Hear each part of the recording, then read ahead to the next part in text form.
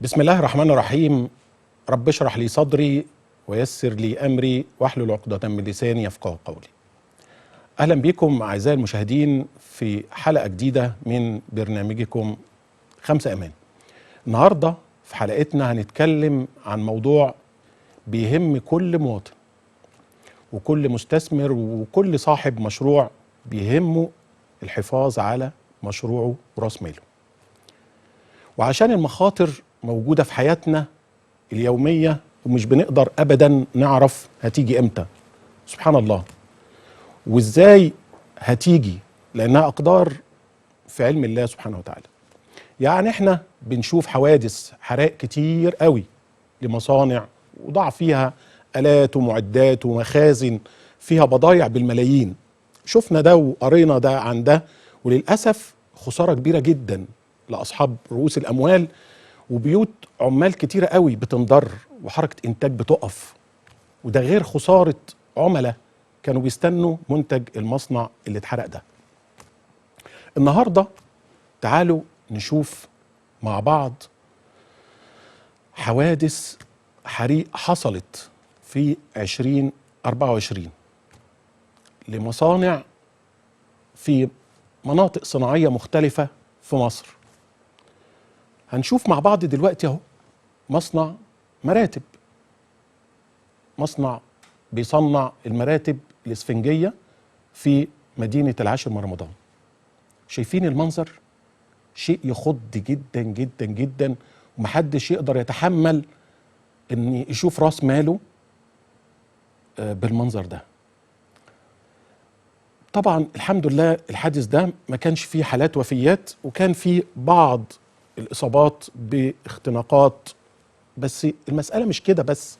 المسألة ان المصنع ده اللي فيه آلاف العمال وراس مال قوي وبيوزع إنتاجه في مصر وبره مصر، بيجي فجأة سبحان الله قدرا يحصل حريق زي ما شايفين في الفيديو ده، وصعوبة المنظر اللي شايفينه في المنظر ده. وهنشوف في مصنع تاني حريق لمصنع أقمشة في مدينة العاشر من رمضان في شهر أكتوبر 2024. انتوا شايفين الدخان؟ يعني ربنا يبعد عن كل مصر وشعب مصر يا رب الكوارث والحوادث. شيء صعب جدا، يعني شيء يخلي كل مستثمر حاطط راس ماله لازم يفكر كويس قوي ازاي يأمن راس ماله علشان ما يتعرضش لموقف زي كده. مصنع تاني في بورسعيد في المنطقة الصناعية في بورسعيد برضو تم فيه الحريق، وكان مفاجأة لصاحب المصنع ان لقى راس ماله فجأة حصل حريق لمخزنه وآلاته ومعداته، والدنيا ضاعت من تحت رجليه. امبارح التلات، اقربها امبارح التلات، حصل حريق في مطعم سوري مشهور جدا واغلب الناس عارفينه، اسمه كرم الشام، فرع فيصل، من اكبر فروع المطعم دوت. اتحرق. طبعا بيعتبر المطعم ده اكبر فروع لكرم الشام. طبعا الخبر بتاع حريق المطعم ده نزل في جريدة اليوم السابع امبارح وموقع مصراوي، والموضوع ده طبعا مهم جدا وخطير جدا، ولازم كبرنامج نقف عنده ونواجه الموضوع الخطير ده مع شخصية هامة في مجال صناعة التأمين في مصر. وهنتكلم عن أهمية تأمين الحريق في المحافظة على أموال المستثمرين والمواطنين بصفة عامة. هنخرج لفاصل ونرجع نستقبل ضيفنا الأستاذ أحمد القمحاوي، مساعد العضو المنتدب لشركة مصر للتأمين. واوعوا تروحوا في حتة تانية، ليه الموضوع مهم جدا مش للمستثمرين بس، ليك انت كمواطن ازاي تحمي بيتك والمكان اللي انت عايش فيه، وازاي تحمي راس مالك اللي انت كونته بشقى عمرك موضوع مهم جدا واسئله مهمه قوي. هنروح لفاصل ونرجع، وتابعونا، اوعوا تروح في حته تانيه. يلا بينا.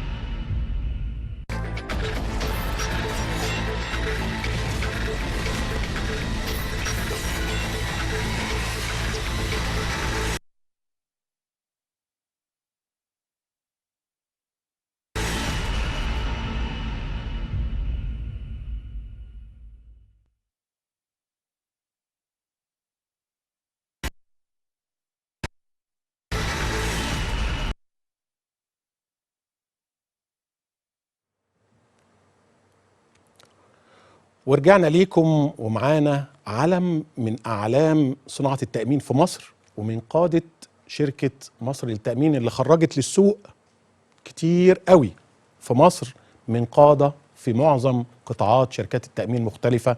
معانا الأستاذ أحمد القمحاوي. أهلا بيك أحمد. أهلا وسهلا. أهلا بيك. نورت برنامج 5 أمان. أهلا وسهلا. والنهاردة علشان ننشر الوعي التأميني لدى المواطن المصري ولدى المستثمر في مصر، نحب نعرف المشاهد بأهمية وثيقة التأمين الحريق لدى المستثمر والمحافظة على أموال المستثمرين. في البداية بحب أشكركم طبعا على تناول موضوع مهم جدا دلوقتي بالنسبة للاقتصاد وبالنسبة للصناعة بشكل عام. التأمين دلوقتي هو جزء محوري أساسي في النهضة الصناعية والنهضة الاقتصاد عموما بشكل عام. ممتاز. في كل حتة، سواء كان في مصر أو في العالم كله. احنا دلوقتي التأمين دوت هو بيساهم بجزء كبير جدا في دعم تطور النشاط الاقتصادي، سواء كان هذا النشاط صناعي، سواء كان خدمي، فندقي، في كل أنواع المجالات. فبنلاقي أن التأمين هو داعم أساسي لهذا التطور وهذه النهضة. تمام. فمن أهم وثائق التأمين اللي هي في السوق اللي هي بتدعم هذا النشاط هي وثيقة تأمين الحريق. تمام تمام. في جميع، يعني إذن أي مستثمر أو أي صاحب مشروع صغير قبل ما يبدأ مشروعه يفكر في وثيقة الحريق. طبعا. تمام. طيب أهميتها إيه للمستثمر؟ عايزين نعرف احنا لازم حضرتك تبقى عارفين ان وثيقة التأمين، انت كمستثمر انت يهمك قوي انك نشاطك لا يتأثر، ولا العبء المالي اللي عليك ممكن يتأثر نتيجة وقوع خسارة في ممتلكاتك أو استثماراتك. ممتاز. طب إيه هو الضامن اللي ممكن يخليك يدعم إنك تقوم بنشاطك بشكل معتاد وشكل بالعكس أنت في نمو؟ اللي هو في وجود شركة تأمين بتقدم لك وثيقة تأمين تضمن إنها تعوضك عن الخسائر المادية اللي ممكن تتعرض ليها نتيجة قيامك بالنشاط المعتاد بتاعك أو الاستثمارات بتاعتك. أيا كان هذا الاستثمار، سواء كان هذا الاستثمار صناعي، سواء كان مشروع كبير، سواء كان مشروع صغير، محل، كشك، منزل، كل هذه المجالات، فندق، كل ديت بنقدر نضمن استمرارية هذا النشاط في ظل وجود وثيقة تأمين تحمي هذه الممتلكات نتيجة تعرضها لأي حادث حريق فجائي وعرضي.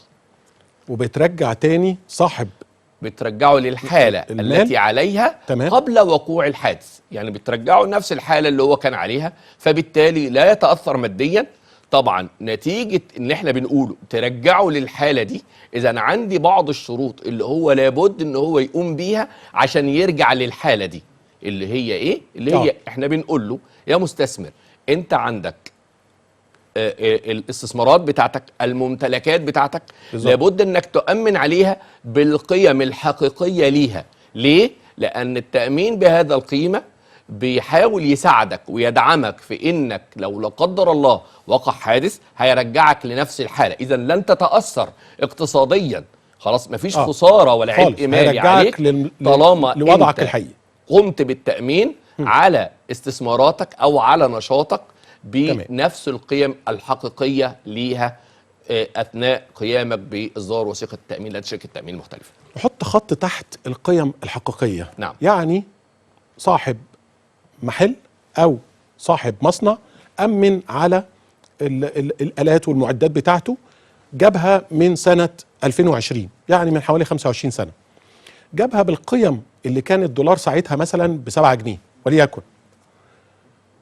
هل مطالب ان هو يراجع شركات التأمين اللي هو عامل فيها الوثيقة ويقول لهم انا عايز اعيد تقييم الالات والمعدات بتاعتي والمخزون بتاعي للقيمة الحالية، ولا هو كده لو ما عملش الخطوة دي هيدخل في ريسك؟ طيب الخطوة دي هي خطوة مهمة جدا بالنسبة لكل الطرفين، لشركة التأمين والمستثمر. المستثمر بالاساس لانه هو اللي هيضار لو لم يقم بالتامين بالقيم الحقيقيه بتاعته. تمام. فبيعمل ايه؟ والله انا كنت اشتريت المعدات بتاعتي سنه 2020 وجبتها بالدولار وبعدين قيمتها بالمصري فاصبحت ساي ب 100.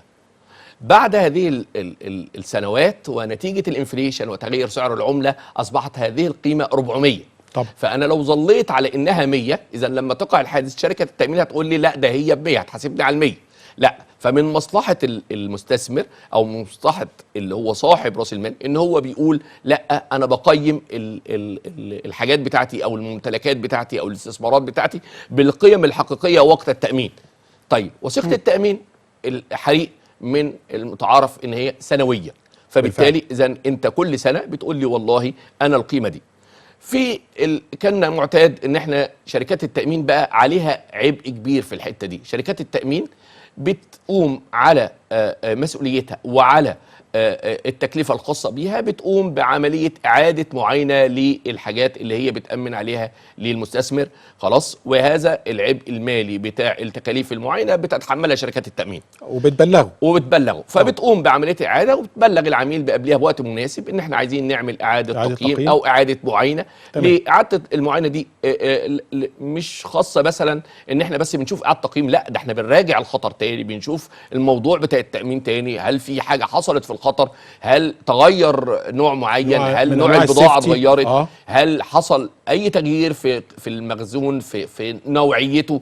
فديت بتقوم فبتيجي تقول له والله انا دلوقتي من خلال طبعا شركات التأمين بتقومها من خلال خبراء متخصصين، ويمكن شركات التأمين دلوقتي بتقوم بدور كويس ان عندها بعض الكوادر المتخصصة اللي هي برضو بتقوم بده، يعني بالإضافة إلى وجود خبراء متخصصين اندبندنت، لكن في برضو ليها كوادر العمل بتاعتها اكتسبوا الخبرات المناسبة، فبالتالي بتروح تعمل المعاينة دي، بتشوف والله، وبعدين بنبتدي نقيم الحاجات دي. هل أصبحت القيم بتاعتها قد ايه؟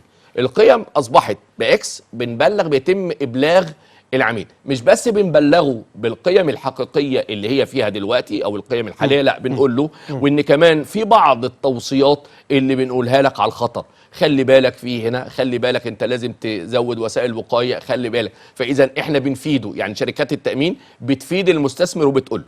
طيب في الغالب طبعا خلال الفترة الأخيرة لقينا في انحراف كبير في القيم الخاصة بالممتلكات والاستثمارات. طبعا. فبقى المستثمر نفسه طبعا خايف ان هو يضار نتيجة تطبيق ما يسمى بشرط النسبية عليه. بالزبط. ان هو هياخد ما قيمة الحاجة اللي تضررت، فبيهمه ان هو يؤمن بالقيم الحقيقية.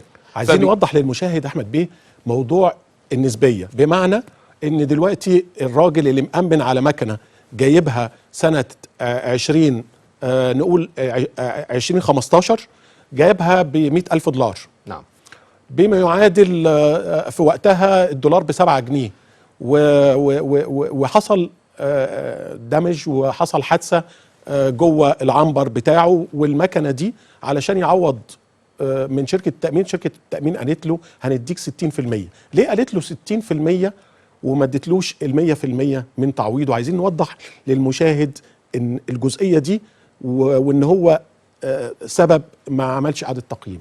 يعني نوضح النسبيه بصوره اكبر للمشاهد.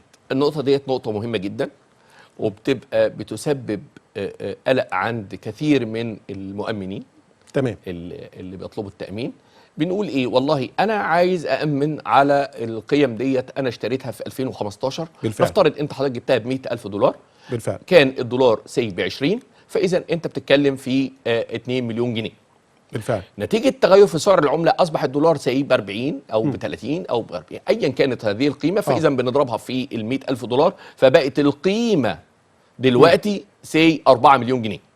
فاذا انت لما 40 تيجي مليون 40 فانت لما تيجي تامن دلوقتي هذه القيمه وتاخد تعويض ويحصل تعويض، فاذا انا هعوض لك على انها ب 40 او بال 4 مليون جنيه. فاذا لكن انت لو فضلت صممت على انها لا ده هي بتعادل 2 او 20 مليون جنيه، فانا بقول لك لا، انت امنت عندي بهذه القيمه، اذا انت امنت بنسبه من القيمه الحقيقيه، فاذا التعويض هيصبح نسبه من هذه القيمه، ما رفعتش قيمه، فما رفعتش القيمه. فاحنا بننبه عليك وبنقول لك، وانا بنبه للناس وبقول لهم في عندنا بعض الناس بتيجي تامن على المعدات ديت هي بتبقى قيمه دولاريه ويقول لك انا عايز بالمصري.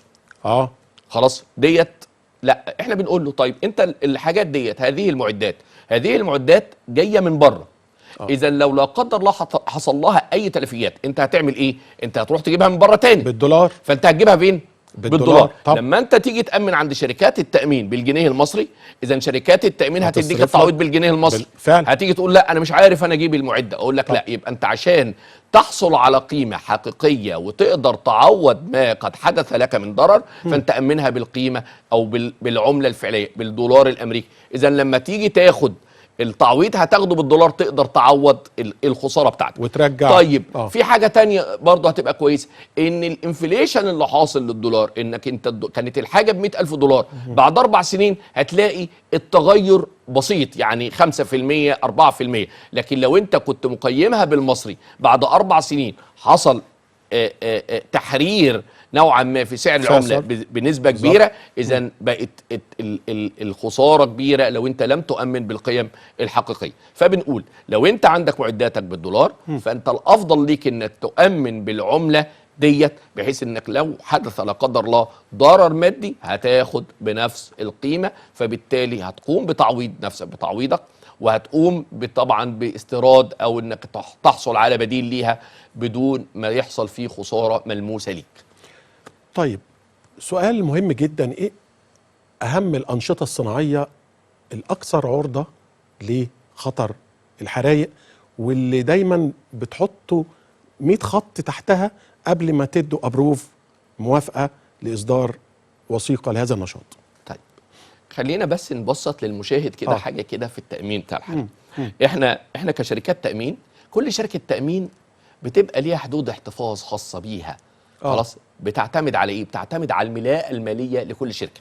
يعني كل شركه كلما كانت الملاءه الماليه ليها كلما بقت قادره على استيعاب اخطار بمبالغ تامينيه معينه. كلما زادت هذه القيمه كلما زادت قيمه الملاءه، كلما زادت القيمه اللي ممكن تستوعبها. طيب في حالات شركات التامين طبعا كنوع من توزيع الخطر بتقوم برضه بعمليه اعاده لهذا التامين لدى شركات اعاده تامين عالميه. بالفعل، لان ما تقدرش تشيل الخطر ده لوحدها، فبتعيد التامين دوت لديها. فبرضه هنرجع للجزء اللي فات، ان شركات التامين لما بتعيد هذا التامين بتعيده لدى شركات اجنبيه بتدفع قيمه الاعاده بالدولار. اذا انت ما تجيش تبقى انت حاجتك بالدولار وتقول لي انا عايز امن بالجنيه، هقول لك لا، احنا شركه تامين وليست شركات صرافه، فاحنا هناخد منك دولار عشان ندي للمعيد، عشان لو لا قدر الله حصل تعويض بنجيب من معيد التامين حصته من التعويض بالدولار وبنديهولك. ممتاز. طيب احنا دلوقتي بنتكلم على ان الانشطه. طب الخطر. ايه هي الانشطه؟ كل نشاط هو معرض للخطر، سواء كان نشاط صناعي فندقي كله معرض، ولكن عندنا بنقسم هذه الصناعات والانشطه الى انشطه عاديه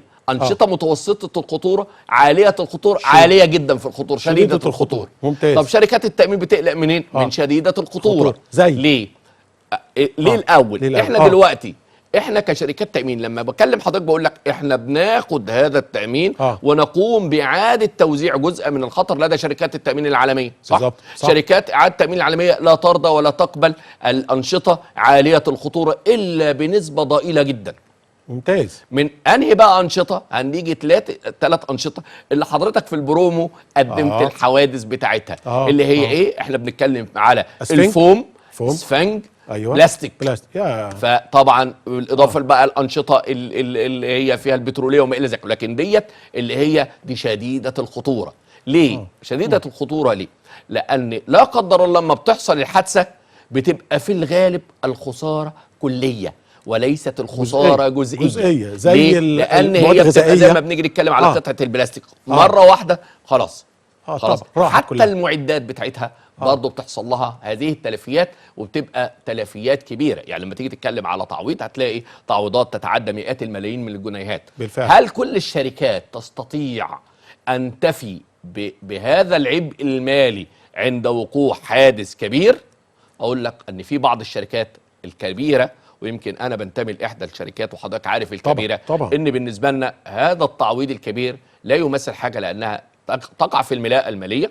ويمكن انا بخص بالذكر ان العام الماضي، ويمكن كنت بكلم حضرتك قبل الهوا وبقول ان في قبل نهايه العام كان هناك احد تعويضات لاحدى شركات البترول، مصر للتامين سددت فور الانتهاء من اجراءات التعويض شيك ب 55 مليون دولار. رقم كبير وبالدولار. اذا لما تيجي للشركات، اذا انا لما باجي بدور عيني كمستثمر بقول مين الشركه ذات الملاءه الماليه التي ستكون قادره على تعويضي حال وقوع حادث كبير. يبقى قبل ما اصدر وثيقه او انا كمستثمر مهم جدا افكر الوثيقه دي جايه لي من انهي شركه ووضعها المالي في السوق شكلها ايه. احمد بيه، حاجه مهمه قوي. مستثمر بيلاقي 3-4 عروض. العرض ده حضرتك هتدفع 20,000 دولار لمصنعك بمعداتك بمخازنك بعربياتك بسطو وخيانة أمانة وسرقة بالإكراه، كل حاجة هتدفع 20,000 دولار. والوثيقة اللي جاية من شركة أخرى هتدفع 45,000 دولار، يعني مش فرق بقى 1000 ولا 2000. والعرض الثالث جاي له ب 46,000 دولار، قريبة من 45. إنما العرض ده أبو حاجة و20، إحنا نقول إيه هنا للمستثمر؟ هل يفرح بالعروض ديت أستاذ أحمد؟ المستثمر بقى ذكي جدا وصاحب النشاط بقى ذكي جدا. بمعنى إيه؟ معنى كنا في الماضي، يعني يمكن خلال السنوات الكتير اللي فاتت كنت بتجد المستثمر عينه تملي على السعر القليل، أنا هدفع كام؟ خلاص؟ مع تزايد الوعي التأميني والخبرة بتاعته والتعويضات اللي حصلت والتعامل مع الشركات قال لك لا. اول ما بيلاقي، وديت يمكن بنلاحظها وبنلاقيها في بعض العمليات لما بيبقى في شركات كتير داخله، العميل نفسه بيستبعد الشركات اللي بتحط عروض اسعار ضعيفه غير منطقيه. يعني زي ما انت بتقول 45 ممكن 45 ونص 46 بتختلف من حاجه لحاجه على حسب العبء الاداري اللي الشركه بتفرضه، يعني بتبقى نسب ضعيفه. لكن لما تيجي تقول لي واحد يعمل 50% او 60% من هذا السعر، طب انت هتعمل ده منين؟ خاصه ان معظم الاخطار اللي انت حضرتك بتقولها دي بتبقى اخطار مطلوب اعادتها، اعاده التامين فيه. طيب شركات التامين ويمكن الشركات الكبرى بتقول لك لا، انا لما اروح اعيد تامين بعيد، لان احنا عندنا كل حاجه كلاسز، يعني في شركات كلاس A في B، فتمال الشركات الكبيره يقول لك لا، انا عايز عند مستوى معين من معيدين التامين. ليه؟ لان زي ما انا بديله الجزء اللي بعيد عنه الاعاده، لما يحصل تعويض بيديني التعويض بتاعي فور وقوع الحادث وفور الانتهاء من الاجراءات وفور ان هو يعرف ان هذا الحادث كفر او مغطى تامينيا، فبيدفع حصته.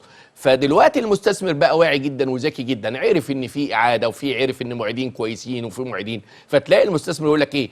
يا ريت تديني التوزيعه بتاعت المعيدين ومين بالظبط ممتاز. والحصص الخاصه بيهم. لا واكثر من هذا، انا لما باجي اعمل الوثيقه لحضرتك، انا بتبقى الوثيقه بيني وبينك، احنا بتبقى وثيقه موقعه، عندك وثيقه موقعه. طب نفس الحكايه بتبقى ما بين شركات التامين وشركات الاعاده. هناك وثيقه اخرى يطلق عليها سليب الاعاده، ويكون موقع من معيد التامين ومكتوب. من حق المستثمر ان هو من ياخد حقه تماما. ساعات يقول لك لازم انا عايز صوره ممتاز. عشان يتاكد من ان بالفعل شركات التامين قامت باعاده التامين لدى شركات ذات سمعه جيده وملاءه ماليه جيده وستاندرد ايه مثلا في السوق. فديت الشركات، فالشركات الكبرى بتبقى بتحب حاجه زي كده، تقول له والله بتفهم ان العميل فاهم تامين كويس، هيحافظ على الحاجه زي ما هو هيحافظ، فبالتالي بتقول له والله انا عايده الجزء دوت عند 1 2 3. طب ايه اللي بيفرق بقى بين شركه وشركه؟ ان الشركات الكبيره عندها ملاءه ماليه كبيره قوية، فبتعمل ايه؟ فبيقول لك والله انا مش محتاج غير ان اعيد على حصه معينه عند معيدين التامين، والباقي ان الملاءه الماليه الخاصه بيا تستوعب هذا الخطر، ودوت بيبقى في صالح العميل لانك انت ضامن ان جزء كبير لدى هذه الشركه الوطنيه. اذا على مسؤوليه الاستاذ احمد حاجه مهمه جدا لكل صاحب مال وراس مال ومستثمر، ساعة ما يجي لك عرض قليل اسأل سؤال واحد: مين معيد التأمين اللي هتعمل لي عنده الوثيقة؟ مش كده يا أستاذ؟ نعم تمام. سؤال مهم جدا وطلب مهم جدا وحاجة مهمة جدا خاصة في الأنشطة الكبيرة والمبالغ التأمين الكبيرة اللي انت تبص تلاقي للأسف برضو كان، ويمكن الحمد لله ان دلوقتي الهيئة قدرت تبص على الحكايه دي دلوقتي وحطها تحت المنظار. يعني ان بتبص انت رحت عايد ولا لا، وعدت عند شركات معترف بيها عالميه ولا لا. شركات التامين دلوقتي لا بتنقب نفسها تقول لك انا لا، انا لازم اروح اعيد عند ناس معينه. فالمستثمر يقول لك لا، انا لازم ابقى ضامن كويس قوي ان انا حاجتي معاده، ومعاده فين؟ اللي هي ذات الانشطه الكبيره والانشطه الصناعيه والمبالغ التامين الضخمه. يخشى على نفسه لو تحقق خطر، مين هيعوضني على الخساره الكبيره؟ بالفعل معانا مداخله من خبير استشاري بيحبك جدا، اما شاف حضرتك على الهوا قال انا لازم اعمل مداخله. استاذ وليد سيد من الناس المميزين جدا في قطاع التأمين. أهلا بيك أستاذ وليد. أهلا بيك يا أستاذ طاهر، إزي حضرتك؟ معانا ضيفنا طبعا. أهلا بأستاذ أحمد طبعا، أخ كبير وأستاذ محترم يعني. أهلا بيك. طبعا حضرتك شفت الموضوع المهم جدا اللي بنتكلم طبعا فيه، وقد إيه طبعا مهم نشر الوعي التأميني لدى كل مستثمر ولدى المواطن المصري. أكيد يا فندم، بس مش المستثمر والمواطن كمان، يعني بنقول كمان للاندررايترز اللي في شركات التأمين وموظفين التعويضات والإصدار. الناس كلها لازم تاخد بالها من حاجة. طبعا أستاذ أحمد قال الكلام كله طبعا محترم، ويعني هتكلم بعديه إن إحنا بنقول لازم الناس تعمل حاجة اسمها معاينة ما قبل الإصدار. معاينة ما قبل الإصدار مهمة جدا جدا جدا. لان احنا بنشوف فيها الفاير فايتنج فاسيلتيز اللي هي وسائل الوقايه، وبنشوف فيها وسائل المنع اللي موجوده ومكافحه الحريق، وبنشوف النشاط نفسه وتقسيم الاخطار جواه قد ايه. الحاجات دي مهمه جدا. وهل وسائل الوقايه مش بعددها، هل وسائل الوقايه دي تناسب طبيعه النشاط اللي موجود ولا لا؟ يعني ممكن اروح الاقي في مصنع 20 طفايه بس هي غير مناسبه للنشاط دوت. جنب مثلا لوحات الكهرباء الاقي ميه او الاقي بودره، لا هي عايزه ثاني اكسيد الكربون، وهكذا. كل طبيعه خطر ليها وسيله اطفاء. لو عميل شغال في مواد بتروليه مثلا. بالظبط يا فندم، كل طبيعه خطر ليها وسيله اطفاء لازم تكون مناسبه ليها وتكون متوزعه في المكان بطريقه محترفه وبطريقه صح. بالظبط. اذا بالنسبه لرخصه الدفاع المدني مهمه جدا في صرف التعويض. بص يا فندم، دي طبعا نقطة مهمة قوي يا طارق، انت طبعا استاذنا وفاهم برضه في الموضوع. فأنا مش بس أقول لك إن الرخصة دي احنا بناخدها المفروض كشركات تأمين إن هي مينيمم، دي الحد الأدنى لوسائل الوقاية والمنع اللي المفروض تكون موجودة في المكان. ولكن كل شركة تأمين أو أغلب شركات يا إما بخبراء من داخل الشركة عندها مهندسين أخطار، يا إما بخبراء من خارج الشركة. تمام. الناس دي بيبقى ليها نظره معينه، هي عين شركه التامين وعين اعاده التامين بعد كده، ان هم يطمنوا ان هم يشاركوا معانا في الاخطار دي. تمام. هو اللي بيشوف بقى هل طبيعه النشاط دي ليها وسيله وقايه مناسبه ولا لا، هل محتاجه عدد اكتر ولا لا، هل محتاجه اعاده توزيع ولا لا. بعد برضو ما بنشوف اول خطوه اللي هي رخصه الامن الصناعي، وليست اخر خطوه. يعني دايما احنا لازم نبني عليها، لكن هي مش اخر خطوه، وراها خطوات كتيره من جانب الشركات. اذا بننصح كل مستثمر.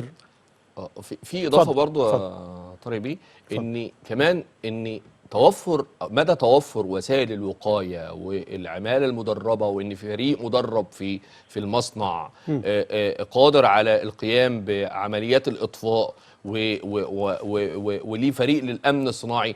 كل ما كان هذا الفريق وكل ما كانت وسائل الوقاية متوفرة وبشكل جيد، كل ما كان له تأثير جيد على التسعير. يعني بيؤدي بأن المكتتب نفسه بيدي سعر أفضل للمستثمر. كل ما كان هناك عنده لما لقى النشاط وهذا المستثمر عنده وسائل وقاية جيدة، عنده وسائل إطفاء جيدة، عنده فريق مدرب للتعامل مع هذا، كل ما كان مقسم خطره كويس، كل دوت هتؤثر بالضرورة على التسعير اللي هو أو القسط اللي هيدفعه المستثمر. أنا حابب أوجه أستاذ وليد معايا. صح، الشركات كلها إن بلاش أستاذ وليد، المنافسة ما تبقاش في السعر بس. يمكن أستاذ وليد الخط قطع، بشكر حضرتك جدا. ودايما عايز أقول لحضرتك أستاذ أحمد إن كتير قوي من العملاء والمستثمرين بيحبوا القيمة الدفترية اللي هو شاري بيها، والقيمة الحالية اللي في السوق بيتجاهلها تماما، ويقول علشان ما ادفعش قسط زيادة فاديني مكمل لغاية ما ربنا يسهل كده واجي اعمل اعادة تقييم. تنصحه بإيه؟ لا، انصحه واقول له بمجرد ما ان القيمة وجدت ان هذه القيمة قد تغيرت، لابد على الفور من اخطار شركة التأمين بأن هذه القيمة أصبحت لا تناسب القيمة الحقيقية للموضوع اللي هو مأمن عليه.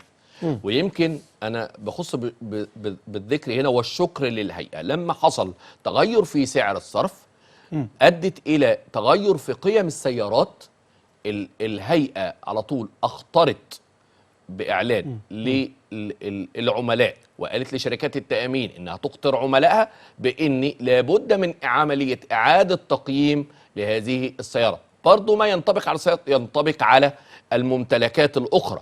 فشركات التأمين بتتفاعل تفاعل سريع جدا مع أي انحراف في القيم، انحراف كبير، فبتقوم على الفور باختار العميل وتقوم بإعادة التقييم بواسطة خبراء متخصصين. ليه؟ لأن أنا دلوقتي لو بنفترض دلوقتي إن قيمة هذا المج 10 جنيه وأنت أمنت ب10 ولكن زاد سعره بقى ب 100 جنيه، فأنت قدامك حاجة من اتنين. لو حصلت ليه خسارة جزئية، أنا بقول لك أنت هتتحمل الفرق ما بين قيمة التأمين القيمة الضعيفة للقيمة الحقيقية ليه اللي هي ما يطبق عليه شرط النسبية. خلاص، في حالة الخسارة الكلية أنا هديك مبلغ اللي أنت أمنت بيه ال10 جنيه. هل هذا المبلغ سوف يقوم باستعادة هذا البند مرة أخرى؟ استحالة. فبالتالي بقول له خلي بالك، بص على القيمة الحقيقية وأمن عليها.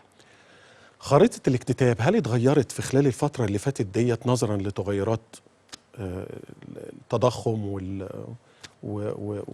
وسعر الصرف؟ هل لا، هو احنا نقدر نقول ايه؟ ان الاكتتاب اتغيرت الملامح والقواعد بتاعته في حاجات كتيره بعوامل كتير.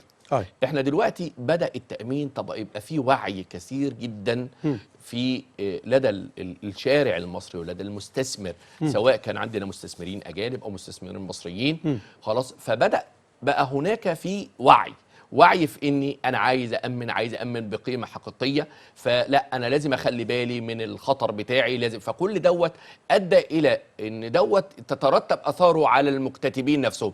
المكتتب دلوقتي برضو بدات خبراته تزيد. ليه؟ لان حجم التطور والنهضه الحمد لله في الاقتصاد زاد جدا. الانشطه زادت، الصناعات زادت، سواء كانت انشطه خدميه فندقيه صناعيه فزادت. اذا بدل ما كنت انت عندك عدد من المكتتبين بيكتتبوا في 100 خطر او في 100 منشاه، بقى في 1000 منشاه. اذا تولدت لديهم الخبرة العملية الكافية، لأنه بدأ يعرف يسعر التسعير المناسب. بالإضافة لأن شركات التأمين بتعمل حاجة كويسة، بتقوم بعمل دورات تدريبية مستمرة وتوعية وورش عمل للمكتتبين الصغار، وبتدعمهم إزاي يقدر يسعر التسعير الصح.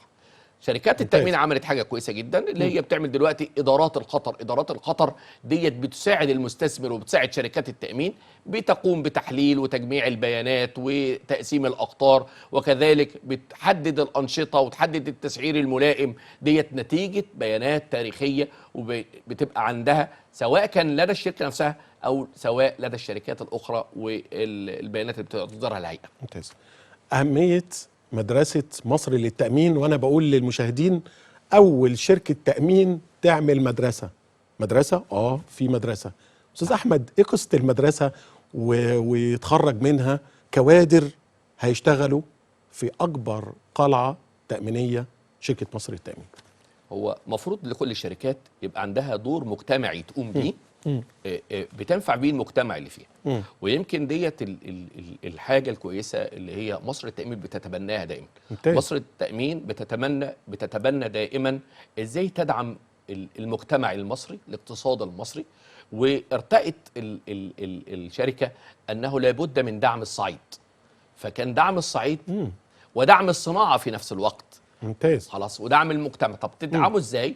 قالت ان فكرنا في انشاء المدرسه المتخصصه. احنا دلوقتي عندنا ندره في المكتتبين او في الاستاف الخاص اللي عنده الكفاءه والخبره الكافيه في التامين. تمام. او في الخبرات الماليه والوظائف الماليه عموما زي سوق المال وما الى ذلك.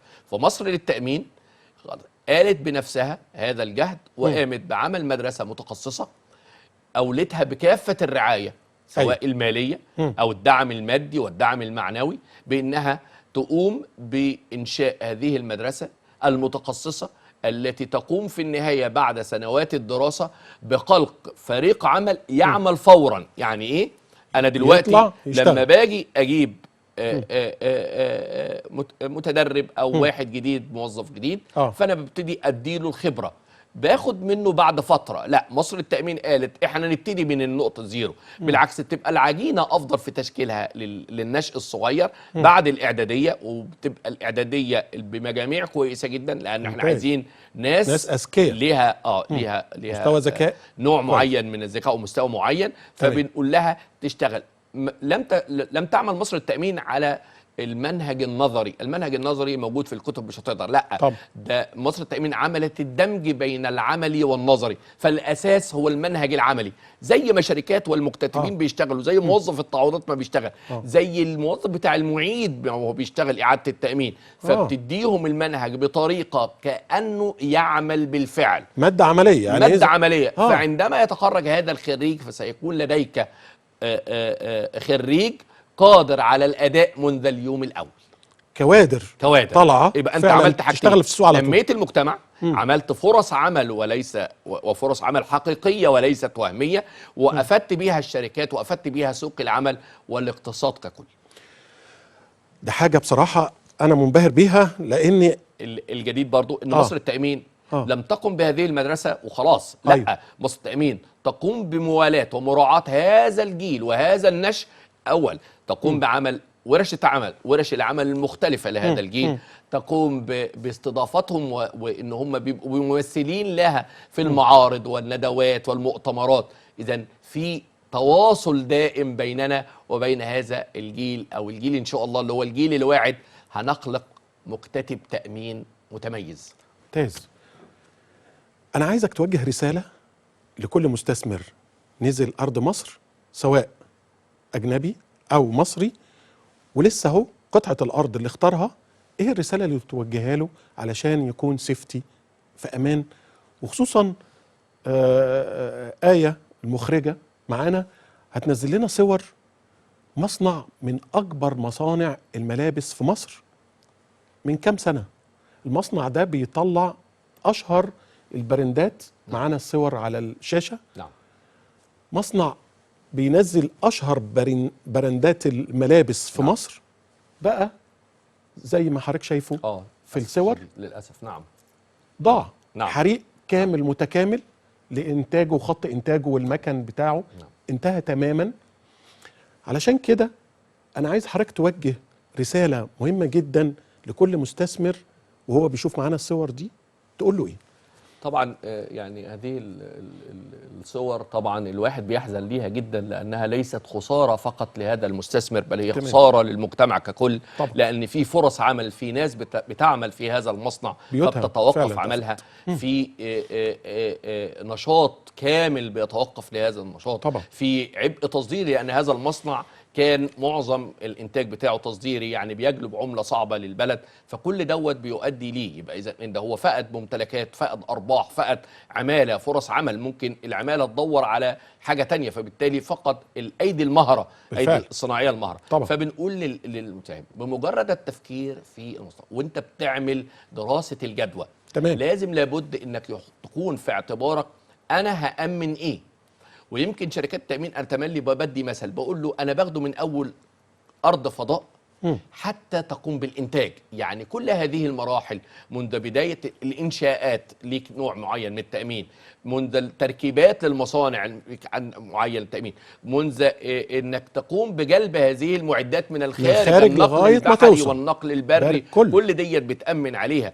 ثم عطل الماكينات نفسها بتأمن عليه، ماذا لو حدث عطل ماكينات في التشغيل؟ طيب وماذا لو حدث حريق؟ فانت بتأمن عليه. وماذا لو فقدت الربح او فقدت الايراد؟ كل ديت بتغطيها منظومه بالكامل، بالاضافه للتأمين على المسؤوليه المدنيه، لان جارك قد يتضرر، هذا المصنع قد تضرر الجيران منه او المستثمر المجار، لا بنغطيك في هذا لانها مسؤوليه مدنيه، بالاضافه لتغطيه لو لا قدر الله العماله، نقوم بالتأمين على العماله، سواء بنأمن عليها حوادث شخصيه او مسؤوليه رب العمل، وهذا المستثمر له مسؤوليه قبل عماله اثناء عملهم، فبنأمن هذا. فاذا هذه التغطيات تغطيات كامله وشامله. بنقول له منذ بدء التفكير في النشاط، خلاص حتى النشاط الفعلي، فلا بد لك ان تقوم باختيار شركه تأمين واختيار نوع تأمين. شركه التأمين ستكون لك معينا، ستكون لك مساعدا، سوف تبصرك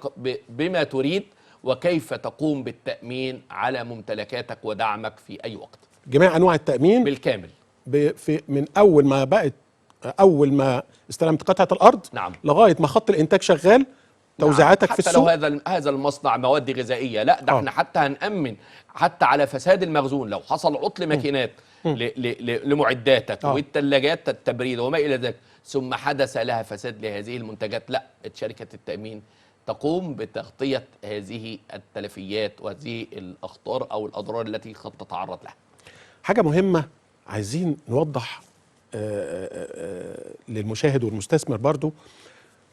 واحد جايب معدات مكن بالدولار، نعم، جه صرف فلوس بالمصري، نعم، الجمارك، النولون، وثيقة التأمين وما لا آخره بالمصري. حضرتك تقول له يعمل وثيقة ازاي بالدولار، واللي صرفه المصري ده يحطه ازاي، عشان لو حصل اي كليم، حصل اي حادث، شركة التأمين هتقول له ادينا المصاريف اللي انت صرفتها على الموضوع كله. المكن ده انت جايبه ب$1000، يبقى اتفضل $1000. هيقول لا انا صرفت 1 2 3، جبت السفينة، الشحن البري، حصل كذا، وثيقة التأمين، كل ده يحطه في الوثيقة ازاي أستاذ أحمد؟ احنا طبعا بنقول احنا عايزين نرجع هذا المستثمر إلى الحالة التي كان عليها بالفعل قبل وقوع الحادث. طبعا انت كمستثمر بتجيب معداتك، هذه المعدات بالعملة الأجنبية، تمام. بالإضافة إلى أن هناك بعض البنود وبعض القيم وبعض المباني بالعملة المصرية، بالجنيه المصري. تمام. هل أنت دلوقتي مطالب أنك تقوم محول هذا الدولار إلى جنيه مصري تؤمن ليه؟ أقول لك لا، لأنك هتفقد ساعتها، هنختلف في اختلافات سعر التحويل وما إلى ذلك. ولكن بنقول لك لا، من حقك تعمل وثيقة تأمين بعملات مختلفة. يعني وثيقة واحدة. نعم، في بعض المعدات تبقى بالدولار، هتبقى بالدولار، طبعا. بعضها باليورو، يبقى برضو الوثيقة فيها جزء منها باليورو، ويتم تسمية هذه البنود. يعني في حصل حادثة مثلا، لو أنا مأمن باليورو وبالمصري وبالدولار، ثم وقع حادث، بند بالدولار وبند بالمصري، سوف يتم تعويضك بالدولار وبالجنيه المصري. ممتاز. خلاص ممتاز. بالعملات المختلفه حتى لو كان الين الياباني. اذا عندنا بعض العملات المختلفه خلاص. فبقول لك ايه الافضل لك ان تقوم بالتامين بالعملات خلاص الحقيقيه التي قمت بجلب هذه المعدات بيها. ليه؟ عشان لما لا قدر الله وقع الحادث بنقول لك هنديك العمله اللي تقدر تعوض هذه المعده وهذه المهمات التي تلفت مره اخرى. وده حاجه مهمه جدا. احنا الحلقه دي خرجنا بمواضيع مهمه جدا.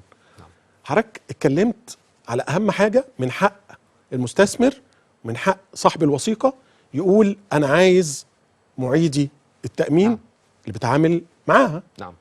مش بفرح بسعر ووثيقه اللي هدفعه فيها قليل، لا انا من حقي ان انا اشوف مين معيد التامين اللي شغال معاه. مش بس كده، تمام، من حقك تعترض على معيد تامين. تقول لا انا مش عايز الحصه الكبيره دي، لا ده معيد التامين ده. ليه؟ لانك انت كمستثمر ممكن يبقى ليك فروع في شركات تانية طبعا، وممكن لك خبره مش جيده مع المعيد ده، او انت عايز معيد افضل فممكن تعترض حتى على احد معيدين التامين في بعض النسب. انت شركه التامين هي شريكك وليست عميل، انت مجرد عميل، انت شريك. طبعا. بشكر حضرتك جدا استاذ احمد القمحاوي. في نهايه هذا اللقاء احب اشكر ضيفنا العزيز الاستاذ احمد القمحاوي مساعد العضو المنتدب بشركه مصر التامين. متشكر جدا استاذ احمد. واحب اشكر طاقم العمل وكل وحده الكنترول والاعداد، الاستاذ علي قناوي والاستاذه روان طارق، ومخرجتنا المتميزه جدا آية حسن عبد المجيد. ودايما اترككم في حفظ رب العالمين. وقبل ما هختم احب اشكر وزاره الداخليه واداره الدفاع المدني اللي بيقوموا بكامل واجبهم لدى جميع الحوادث اللي بتحصل واللي احنا شفناها على الشاشه، واللي هم فعلا الجندي المجهول اللي محدش بيعرف الناس دي قامت بمجهود قوي ازاي عشان تحافظ على امن مصر. دايما القاكم في امان الله والقاكم دايما في امان. سلام.